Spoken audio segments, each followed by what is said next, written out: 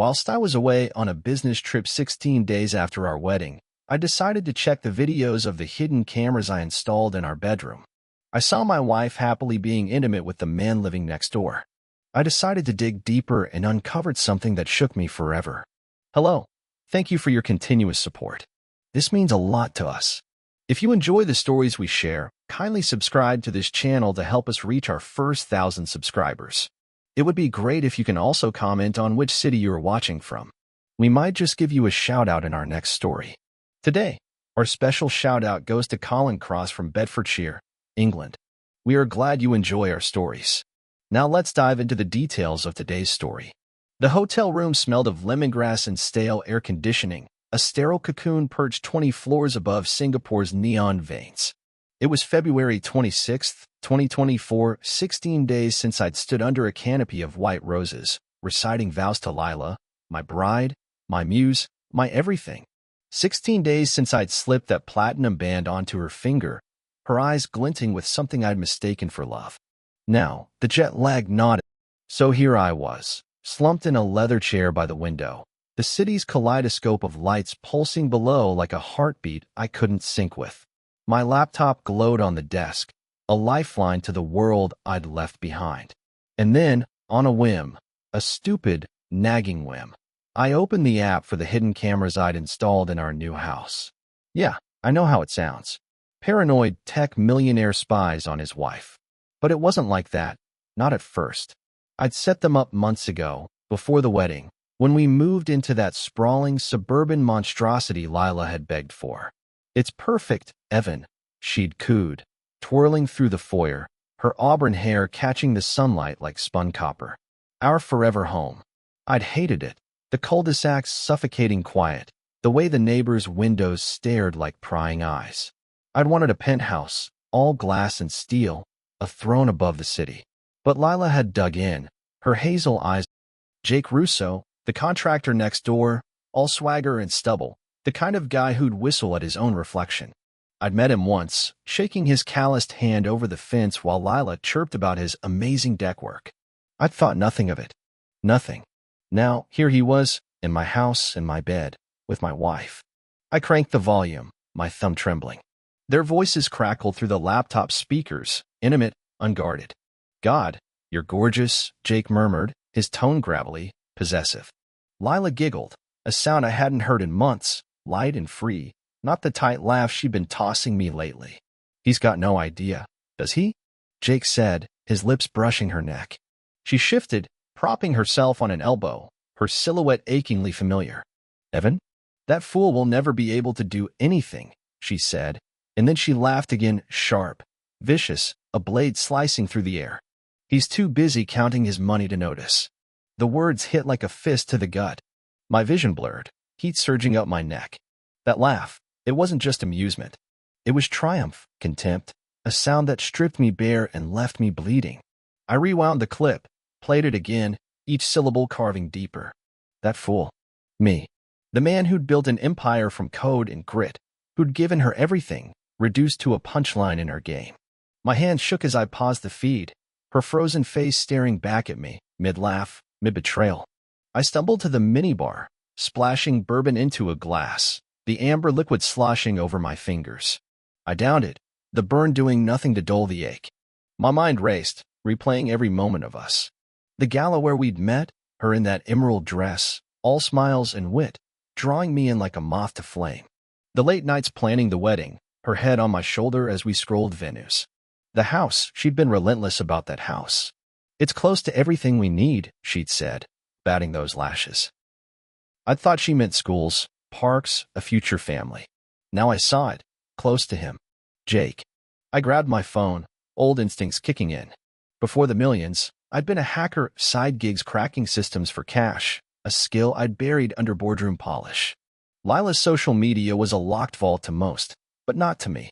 A few lines of code, a backdoor into her archived profiles, and there it was, photos from a decade ago, her and Jake at prom, at the beach, arms around each other, captions dripping with teenage sap, forever mine.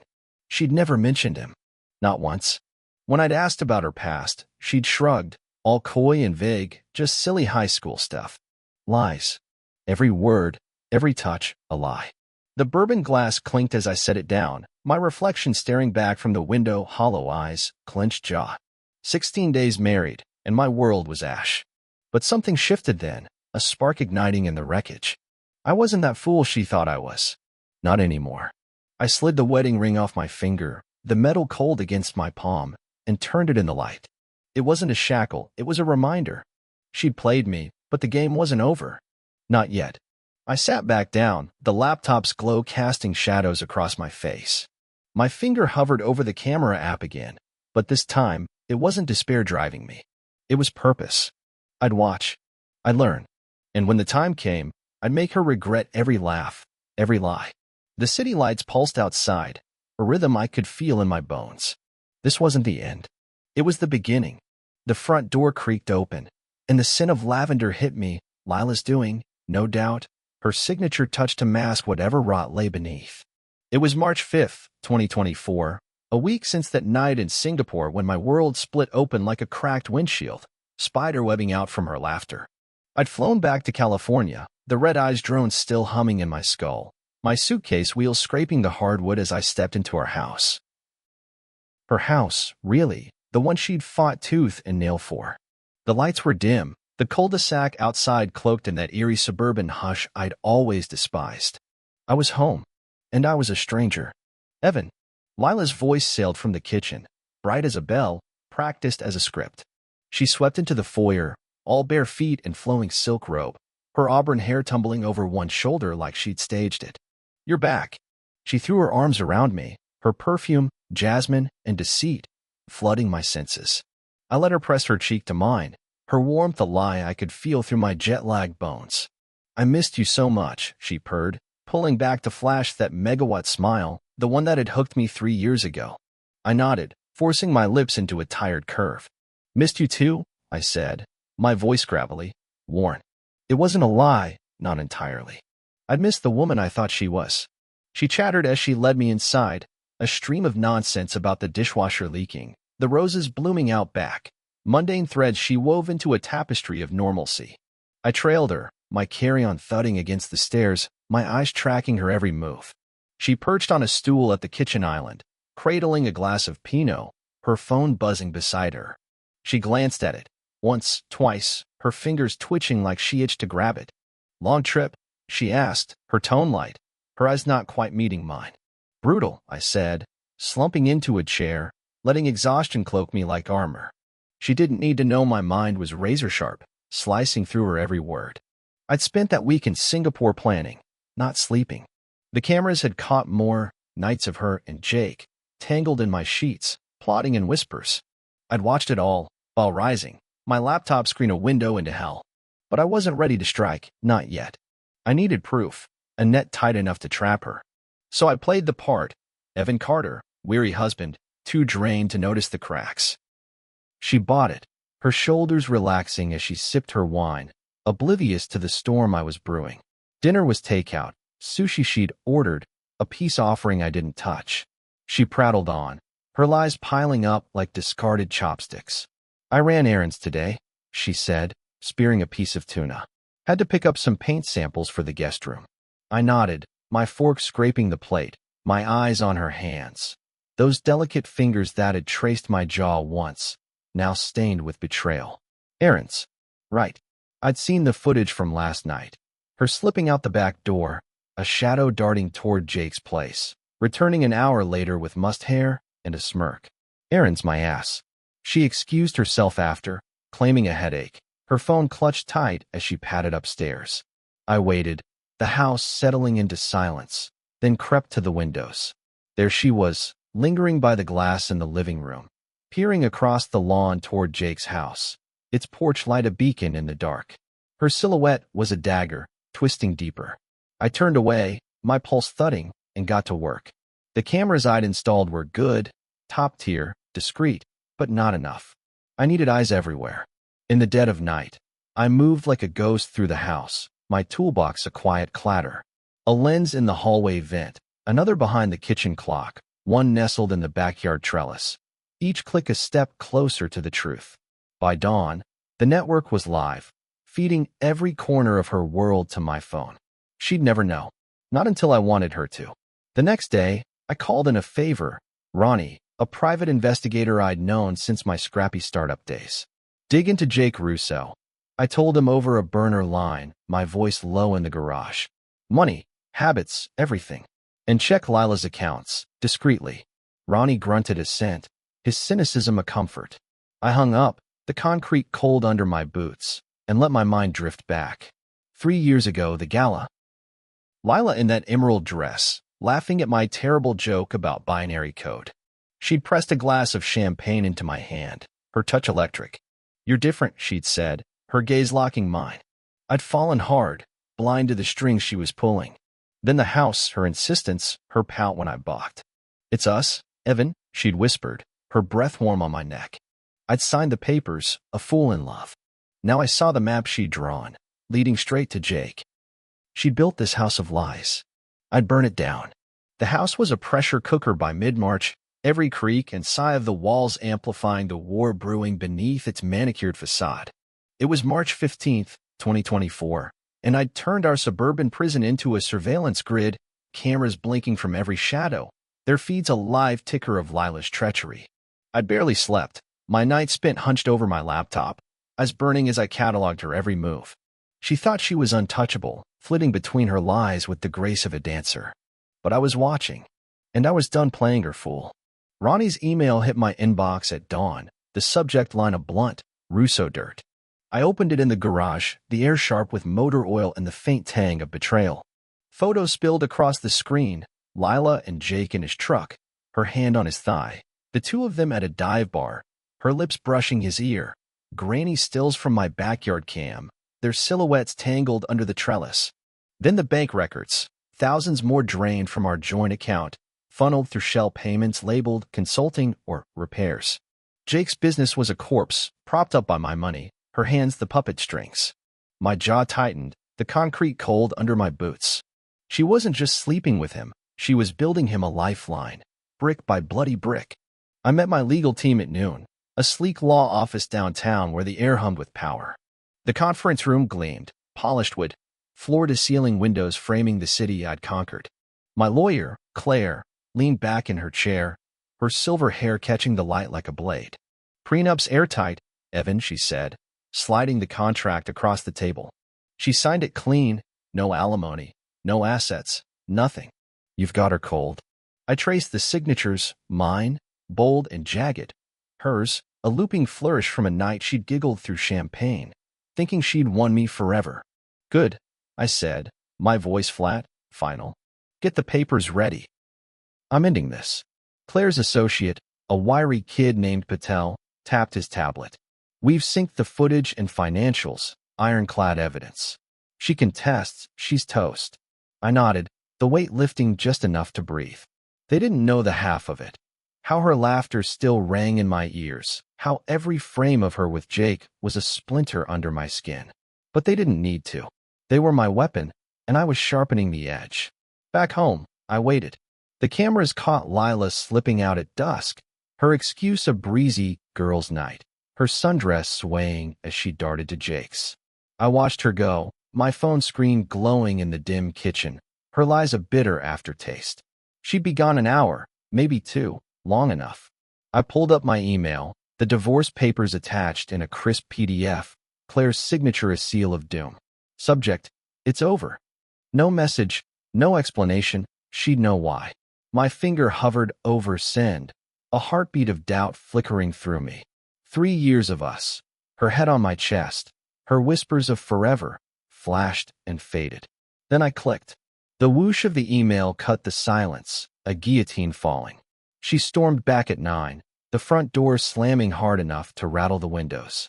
I was in the living room, a bourbon in hand, the ice clinking softly as I stared at the fireplace. Her heels clicked across the hardwood, a staccato of fury. What the hell is this, Evan? She spat, thrusting her phone at me, the email glaring from the screen.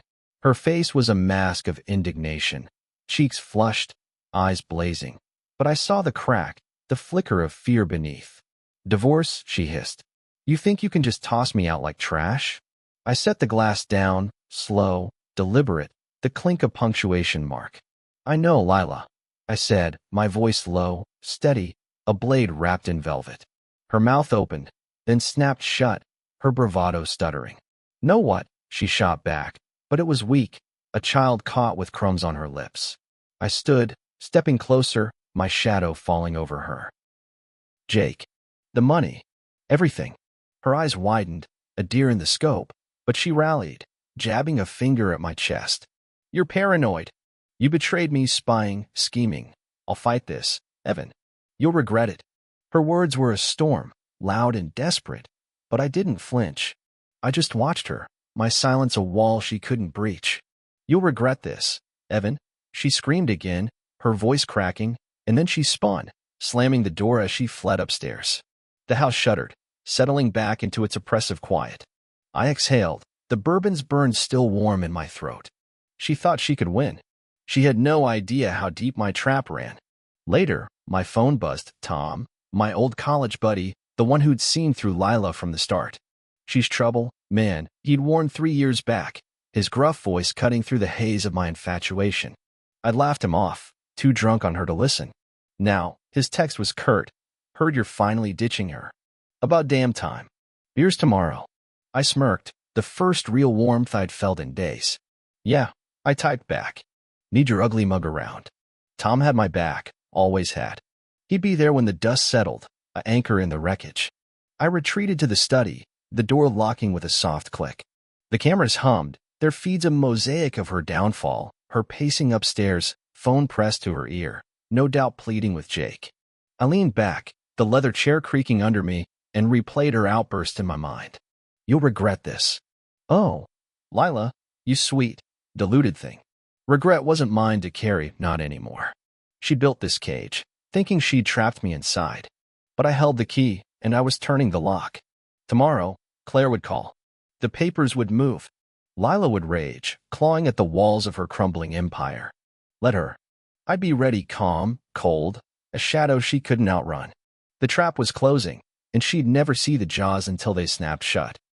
The courtroom smelled of old wood and nervous sweat, a cavern of justice carved out of marble and oak.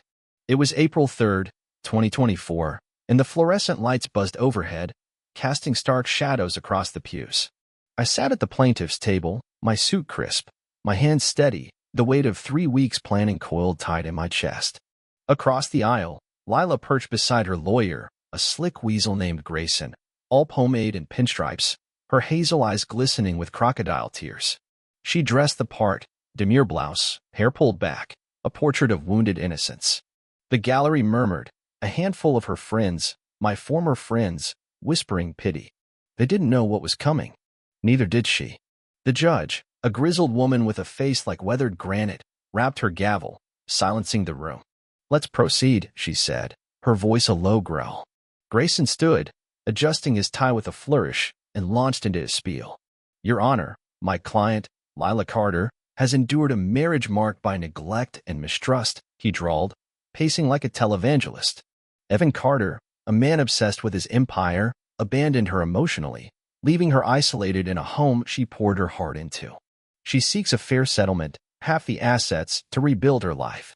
Lila dabbed her eyes with a tissue, a soft sob escaping her lips. The performance was Oscar-worthy, and for a flicker, I almost admired her gall. Claire leaned close, her silver hair glinting under the lights. "She's good," she muttered, a smirk tugging her lips. "Not good enough," I whispered back, my gaze locked on Lila. I could see the cracks, the way her fingers twisted the tissue, the quick dart of her eyes toward Grayson. She thought she'd outmaneuvered me, that her tears would drown my evidence. Let her think it. The trap was sprung. She just didn't feel the steel yet. Grayson wrapped up, his voice soaring with righteous indignation, and sat with a smug nod to Lila. The judge turned to us. "Mr. Carter's counsel?" Claire rose, her presence a quiet storm, and I felt the air shift. "Your Honor, we'll keep this simple," she said, her tone clipped, lethal. Mrs. Carter signed a prenuptial agreement, fully aware, fully consensual, waiving all claims to my client's assets. She's entitled to nothing. And we have evidence that proves why.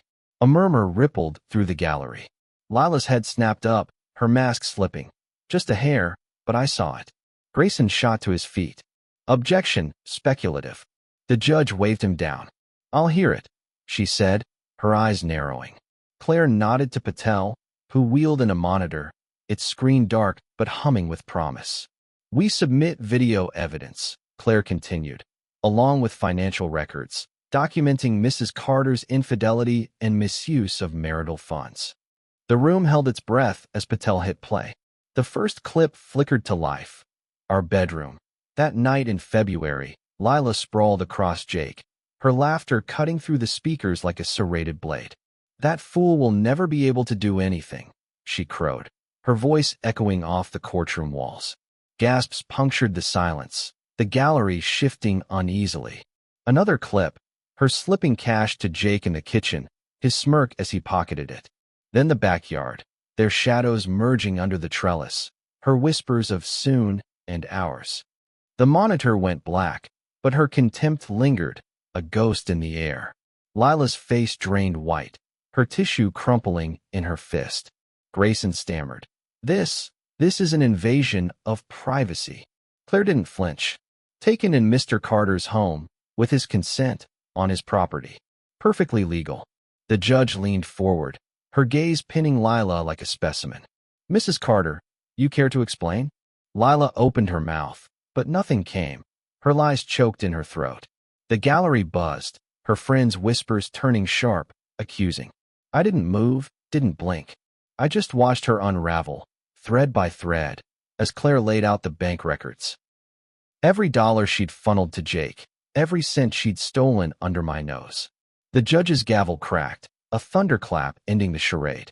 The prenup stands, she declared, her voice iron. Mrs. Carter receives nothing. Case dismissed. The wood struck wood again, and Lila's facade shattered. Her sob real this time, her face crumpling as Grayson tugged her arm, pulling her toward the exit. She didn't look at me. She couldn't. But I wasn't done. That afternoon, I made calls. Her job, marketing director at a firm I'd greased into hiring her, vanished with a quiet word to my buddy there. She's out, he texted back, no questions asked. Her social circle, the glittering orbit I'd built her. Invites dried up, phones went silent. I'd been their golden ticket. Without me, she was a ghost. By nightfall, she'd packed a bag, the cameras catching her tear-streaked exit to Jake's. I didn't follow. I didn't need to. She thought Jake would be her haven. I knew better. Ronnie's last report had painted the picture. His apartment a cluttered dump, his temper fraying as his business bled out. I watched the feed one last time that night, Lila stepping into his place, her suitcase thudding on scuffed linoleum. Jake's voice snapped. What the hell do you expect me to do with you now? Her flinch was small, but I caught it. Solace. She'd find a cage instead. The next day, I stood in the foyer, the house echoing as movers hauled out furniture. Hers, mostly, pieces she'd picked to play the perfect wife. The for sale sign stabbed the lawn, a final nail in her dream. Tom leaned against the wall, nursing a beer, his grizzled face creased with a grin. You gutted her, man, he said, clapping my shoulder. Proud of you. I nodded, the movers chatter a dull roar as they carted away the last of her traces. The house sold by evening. Cash deal, above asking, a clean cut. I drove to the city after, the skyline rising like a promise. The loft waited, glass and steel, my sanctuary. Lila's world was ashes now, her laughter silenced by her own greed. I'd won. But as the mover's truck faded in the rear view, a hollow ache settled in, a shadow of the man I'd been, the love I'd poured into her. It wasn't over yet. Not until I buried that ghost for good. The city skyline glittered through my loft's floor-to-ceiling windows, a jagged crown of lights piercing the dusk of April 27, 2024. I stood there, a tumbler of bourbon in hand, the ice clinking softly against the glass, a ritual now, a tether to the chaos I'd left behind. 3 weeks since the courtroom, since Lila's world imploded under the weight of her own lies. The new place was all sharp edges and clean lines, steel beams, polished concrete, a fortress I'd carved out of the ashes of that suburban nightmare. No lavender here, no echoes of her perfume. Just silence, and the faint hum of a life rebooting. I'd heard whispers, Tom's gruff updates, Ronnie's clipped reports. Lila had landed at Jake's, her suitcase a pitiful flag of surrender. I didn't need the cameras anymore. Imagination painted it clear enough. His apartment was a squat box on the edge of town, peeling paint, a sagging couch, the kind of place where dreams go to choke. She'd walked in expecting a hero, or high school prince ready to sweep her back to some golden past. Instead, she got reality, a man drowning in debt, his charm curdling into something sour. I could almost hear it, the snap of his voice, the thud of her hopes hitting the scuffed linoleum. Ronnie's last drop had come yesterday, a grainy photo texted from a burner, Lila and Jake outside his place, her arms crossed, his mouth twisted in a snarl. "He's cracking," Ronnie wrote. "She's got nothing left to give him." Good. Jake had leaned on her. A parasite fattened on my money, and now the well was dry. I'd seen the numbers, his business a husk, clients bailing, creditors circling. She'd been his lifeline, siphoning my cash to keep him afloat. Without it, he was just a man with a hammer and no nails, and she was a ghost clutching a faded yearbook. Back in the loft, I powered up my laptop, the screen's glow harsh against the dark. The startup was live, Skynet, a drone fleet smarter than anything I'd built before, contracts already trickling in. Work was a salve, a rhythm I could control. I'd spent days coding, nights pitching, my voice steady as I sold the future to suits who didn't see the scars. Tom had swung by that afternoon, his boots scuffing the concrete as he tossed a six-pack on the counter. "You look like hell," he'd said, his grin crooked. "But hell looks good on you." We'd cracked beers, the clink a small victory, and he'd nudged me toward the horizon. "She's gone, man. Let her rot. You've got this." His faith was rough, unpolished, but it stuck, grit in the gears of my doubt. Meanwhile, Lila's desperation clawed its way into the open. The tabloid hit my inbox at midnight, a cheap rag screaming, "Tech Titan's cruel revenge. Wife left penniless." Her spin was pathetic. Me as the cold tyrant, her as the battered ingenue, abandoned after years of devotion. I skimmed it, her words a smear of self-pity, half-truths about late nights at the office, my paranoia driving her away. No mention of Jake, of course, or the cash she bled from me. The comments were a circus, some swallowing her sob story, others sniffing the stench of bullshit. I didn't flinch. Claire had prepped me, warned me she'd try something. I'd already leaked snippets to a tech blog, a time-stamped still of her with Jake, a redacted bank transfer, just enough to crack her narrative without baring my soul. By morning, the tide turned, Twitter buzzed with hashtag Lila Lies, her tale shredded by strangers who'd never know the half of it. I leaned back, the bourbon warm in my throat, a faint smirk tugging my lips. She'd swung and missed. Again. Across town, her world shrank. I didn't need Ronnie to tell me. I could feel it, a sixth sense honed by weeks of watching her squirm. Jake's patience was a frayed rope, snapping under the weight of her neediness. She'd cling to him, her voice soft with nostalgia. Remember prom? The lake. Trying to resurrect a love that had died years ago. But he wasn't 16 anymore, and neither was she. He'd yell, about bills, about space, about her uselessness, without my money, and she'd shrink, her fantasy crumbling like damp plaster. I'd won, sure, but the victory tasted thin, a shadow of the fire I'd expected. That night, I stood at the window again, the city sprawling below, a beast I'd tamed once, could tame again. Skynet's logo glowed on my screen, a beacon of what I'd built from the wreckage. Tom's words echoed, "Let her rot." I was trying, but her laughter still lingered, a phantom in my skull, mocking the man I'd been. Revenge had gutted her, stripped her bare, yet here I was, staring into the dark, the hollow still there. I downed the bourbon, the burn of fleeting anchor, and turned away. Sleep came slow, jagged with dreams of her face, twisted, not with laughter now, but with something broken. In Jake's apartment, the end played out. I'd never see it, but I knew. She sat on his lumpy couch, the air thick with stale beer and resentment, scrolling her phone, my name everywhere, Skynet trending, headlines crowing my comeback. Jake loomed over her, his voice a growl, "You're a damn liability, Lila." "I'm done." The door slammed, his boots fading down the hall, leaving her alone with the hum of a dying fridge. She stared at the screen, my photo staring back, sharp suit, sharper eyes, a man she'd underestimated. "He won," she whispered, the words bitter, small, swallowed by the empty room. Her thumb froze, the glow bathing her face, and for the first time, she felt the weight of nothing. I didn't know it then, Couldn't hear her surrender. But as I drifted off, the loft silent around me, something settled, a quiet not of peace, but of readiness. The fallout wasn't over. Not yet. There was more to bury, more to build. And I'd be damned if I let her ghost stop me.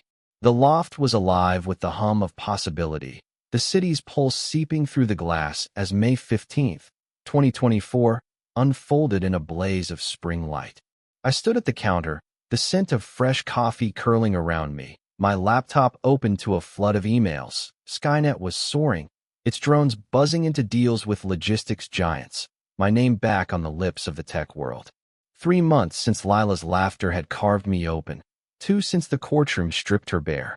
The bourbon still sat on the shelf, but I hadn't touched it in days. The ache was fading, not gone, but softening, a bruise I could press without wincing.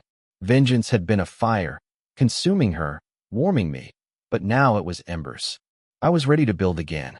The tech conference was a beast, a sprawling convention center downtown, all glass and steel, packed with suits and dreamers chasing the next big thing. I strode through the chaos, my keynote badge swinging, the crowd parting like water around a stone. Skynet's booth hummed with demos, drones whirring overhead, screens flashing data, and I fielded questions with a voice I barely recognized. Steady, sure, alive. The scars were there, hidden under the crisp shirt, but they didn't own me anymore. Tom had texted earlier, his gruff cheer a lifeline. Kill it, man. She's dust. I smirked, pocketing the phone. He was right. Lila was a ghost now, and I was done haunting myself. Then she appeared, Maya Torres, a journalist with a notepad and eyes like a storm front, dark and piercing. She cornered me post-panel, her voice cutting through the buzz. Evan Carter, she said, no preamble, no fluff. Skynet's a leap, brilliant, risky. What's driving you after the divorce headlines? Her pen hovered, her gaze locked on mine. Not predatory, like the tabloid vultures, but curious, sharp. I paused, the question a pebble in still water. Creation, I said finally, leaning against the booth.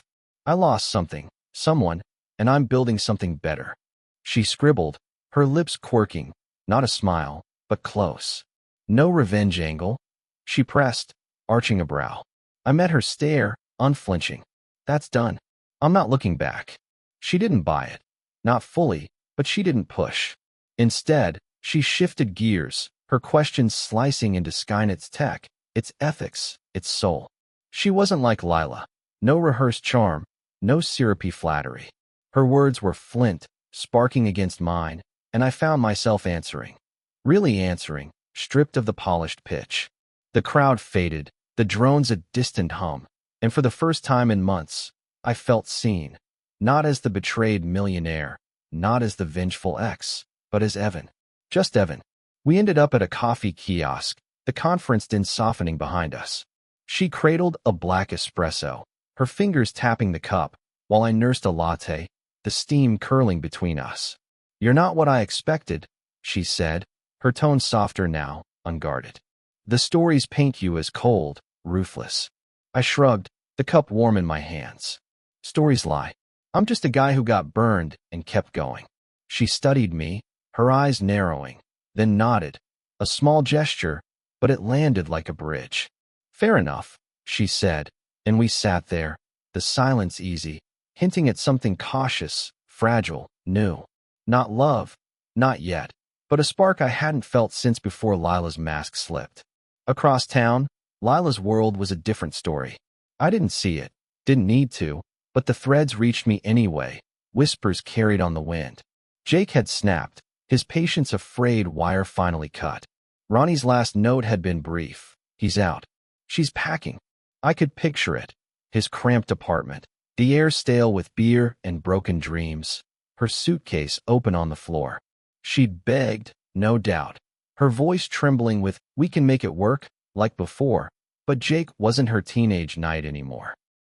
He'd leaned on her, on my money, and without it, she was dead weight. "Get out," he'd snarled, the door slamming behind him, leaving her with nothing but echoes and regrets. She'd sit there, alone, the room closing in, empty cans, a cracked mirror, her reflection a stranger. The phone would glow in her hands, my name everywhere. Skynet soars. Evan Carter's comeback. She'd scroll, her thumb shaking, each headline a lash, my face staring back, sharp, unbroken, a man she'd underestimated. No job, no friends, no lover, just the husk of a life she'd gambled and lost. Her bags would zip shut, the sound final, and she'd step into the night, a shadow drifting nowhere, her pride a tattered rag she couldn't shake off. I'd never know her last whisper. I had it all, but it hung in the air, a requiem for her greed. Back in the loft, night fell, the city sprawling below like a living map. I stood at the window, the glass cool against my palm, the lights pulsing in rhythm with my breath. Skynet was thriving, Maya's card tucked in my pocket. A promise, maybe, of something real. Tom's growl echoed, "You've got this." And for once, I believed it. I crossed to the desk, a small box catching my eye, the last relic of her. Inside, the wedding photo. Me, grinning like a fool. Lila, radiant, her lie already blooming. I held it, the edges worn, and waited for the sting. It didn't come, not like before. The pain was a memory now, a scar faded to silver. A faint smile tugged my lips, not loud, not victorious, but mine. I tucked the photo back in the box, slid it into a drawer, and clicked it shut. The sound was soft, final, a door closing, another opening. I turned back to the window, the city vast and alive below me. She'd tried to break me, to bury me in her laughter. She'd failed. I was here, standing, breathing, ready. The horizon stretched wide, and for the first time in months, I stepped toward it. Well, that's the end of this story. What did you think? Did Evan's revenge hit the mark? Or did Lila's unraveling steal the show? Drop your thoughts in the comments below. I read every one, and I'd love to hear your take. If this story gripped you, smash that like button. It's the fuel that keeps these tales coming. And don't forget to subscribe and hit the bell so you never miss what's next. More twists, more triumphs, all right here. Share this with someone who loves a good comeback story, and let's keep the conversation going. Until next time, keep chasing your horizon. See you soon.